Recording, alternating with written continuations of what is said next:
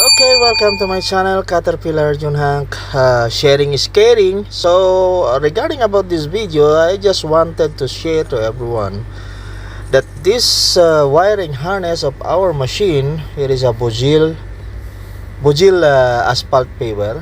Okay, they have a problem regarding about the function of all function of this machine. Sorry, was it is not normal. As we can see, the wiring is very dusty and not properly embedded on the tray. So what I was doing with this situation, just to look at the wiring and where we're going to start.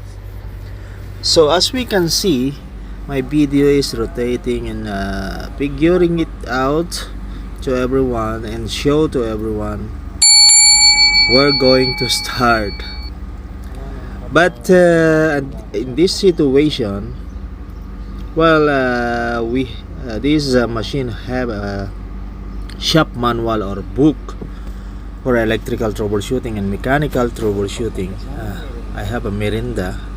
This is Mirinda for my breakfast. For my break time.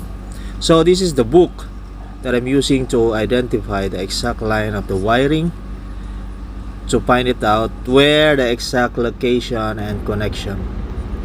And also I checked the monitor the active error, just to make my way to do the troubleshooting in the proper way. So which monitor, which what we call the ECM, I'm going to start to troubleshoot. So at everyone, I would like to advise just to check it first. If there is a monitor, check it first, so that's the way you can identify where you're going to start to do the troubleshooting. And as you see the panel, this is just only for testing, to check and identify where the problem it is.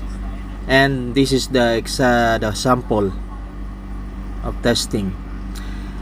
And then after the troubleshooting and repairing all the problem and remove some wiring was direct. So this is the result. I put all the wire in the tray, inside the tray, exact inside the tray. As you can, if you look at and look back this video, all the wire was dusty and not embedded on the proper tray.